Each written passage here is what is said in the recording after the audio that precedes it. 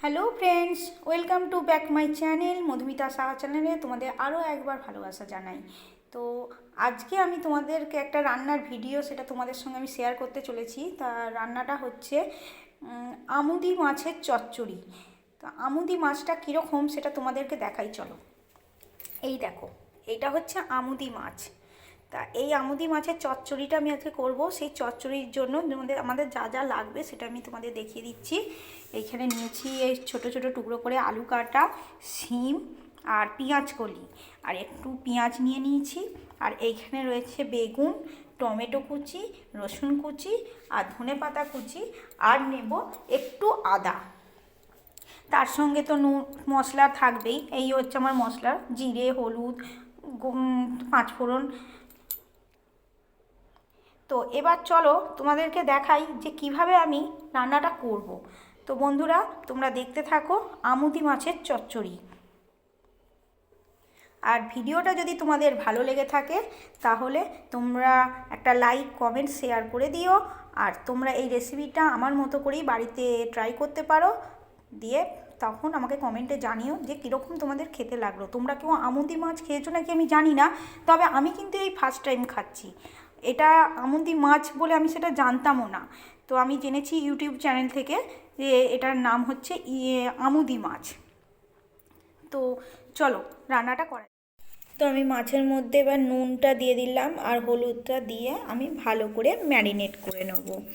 ভালো করে মাখিয়ে নিচ্ছি। মাখিয়ে নিয়ে এবার আমি এটা মোটামুটি 10 থেকে 15 মিনিট পর্যন্ত রেখে দেব। তারপরে আমাকে বাকি এই দিকের ইয়েগুলো করে রাখি। তো কড়াইয়ে তেল দিয়ে দিয়েছি, তেল এসে গেছে, কালো জিরে দিয়ে দিলাম। তো কালো জিরে দেওয়ার পর যে ছোট ছোট আলুগুলোকে আমি কেটে রেখেছি সেই আলুগুলোকে আমি কড়াইয়ের মধ্যে দিয়ে দিলাম। দিয়ে কালো জিরে আর আলু ভালো করে আমি মিক্সড করতে লাগলাম। দেখো, ভালো করে ভাজা ভাজা করে নিচ্ছি। একটু লালচে লালচে হয়ে যাবে, আমি এর মধ্যে একটু নুন দিয়ে দেব আর শিম দিয়ে দেব। দেখো, এই শিমও দিয়ে দিয়েছি। দিয়ে আমি আলু আর শিম আর একটু ওর মধ্যে হলুদ দিলাম। দিয়ে ভালো করে আমি আবার নাড়াচাড়া করে নিচ্ছি। ভালো করে আমি ভেজে নেব এইবার, কারণ এই শিমটা একটু ভাজতে সময় লাগে, আলু আর শিম, ওই জন্যই এইটা আগে প্রথমে দিলাম, দিয়ে চাপা দিয়ে দিলাম। দেখো, সেদ্ধও হয়ে গেছে অর্ধেকটা। এরপরে আমি বেগুন আর পেঁয়াজ কলিটা দিয়ে দিলাম। এটা লাস্টে দিলাম এই কারণেই, এইগুলো সেদ্ধ হতে বেশি টাইম লাগে না। বেগুন আর পেঁয়াজ কলি খুব তাড়াতাড়ি সেদ্ধ হয়ে যায়। দিয়ে আমি ভালো করে মিক্সড করে নিচ্ছি। দেখো, ভালো করে মিক্সড করে নিয়েছি। তা এর মধ্যে এবার আমি দিয়ে দেবো একটু টমেটো কুচি আর একটা কাঁচা লঙ্কা কুচি, দিয়ে এর মধ্যে চাপা দিয়ে দেবো। দেখো, চাপা দেওয়ার পর আবার খানিকক্ষণ পরে ফিরে এসে দেখছি তরকারিটা বেশ আমার সেদ্ধ হয়ে গেছে। তো ওর মধ্যে চিনিও একটু দিয়ে দিলাম। চিনি দিয়েছি এই কারণেই, চিনি দিলে তরকারির স্বাদ একটু বাড়ে। তা এর মধ্যে যা মশলা আছে, ধনেপাতা, আদা, রসুন কুচি, এগুলো সব দিয়ে ভালো করে আমি মিক্সড করতে লাগলাম। নাড়াচাড়া করার পর এর মধ্যে একটু কাশ্মীরি লঙ্কা দিয়ে দিলাম। কাশ্মীরি লঙ্কার লাল রঙটা দিলে কি হয়, কালারটাও খুব সুন্দর আসে আর খেতেও সুন্দর হয়। তো ভালো করে দিয়ে আমি একটু ভালো করে নেড়ে চেড়ে ভালো করে জল ঢেলে দেবো এবার।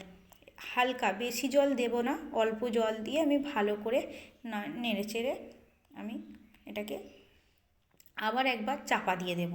তো ভালো করে আমার বেশ সবটাই নাড়াচাড়া হয়ে গেছে।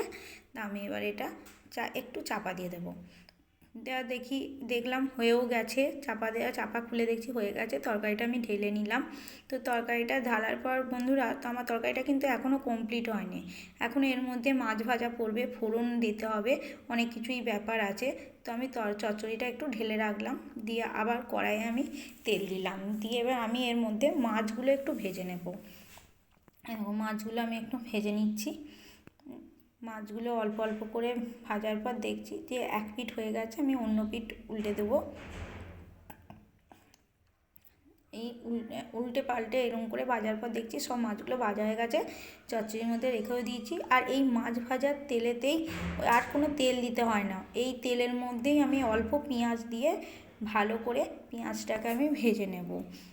এই মাছের তেলে রান্না করলে না, মাছ ভাজার তেলটায় রান্না করলে খুব সুন্দর তরকারির সেন্ট হয় আর খেতেও সুন্দর হয়। তো দেখো আমার পেঁয়াজগুলো হালকা ব্রাউন কালারের চলে এসছে। তো পেঁয়াজটা আমার ভাজা হয়ে গেছে, এই দেখো কালারটা খুব সুন্দর এসছে। তো চচ্চড়িটা এবার এর মধ্যে আমি ঢেলে দিলাম। তো চচ্চড়িটা ঢেলে দেওয়ার পর আমি ভালো করে এবার পেঁয়াজের সঙ্গে মিক্সড করে ভাজা ভাজা করে নেব চচ্চড়িটাকে। চচ্চড়িটাকে ভাজা ভাজা করে নিতে, তো এত বেশি হয়েছে পাশ দিয়ে আমার মাছ পড়ে যাচ্ছে।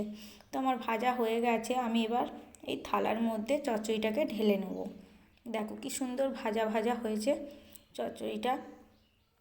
তো বন্ধুরা, এই চচ্চড়ির ভিডিওটা, মাছের ভিডিওটা তোমাদের কীরকম লাগলো তোমরা প্লিজ কমেন্টে আমাকে জানিও, আর তোমরাও বাড়িতে ট্রাই করো।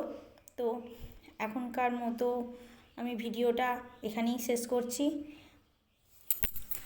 তো চলো টাটা, আবার তোমার সঙ্গে আমি নেক্সট কোনো ভিডিও নিয়ে ফিরে আসবো।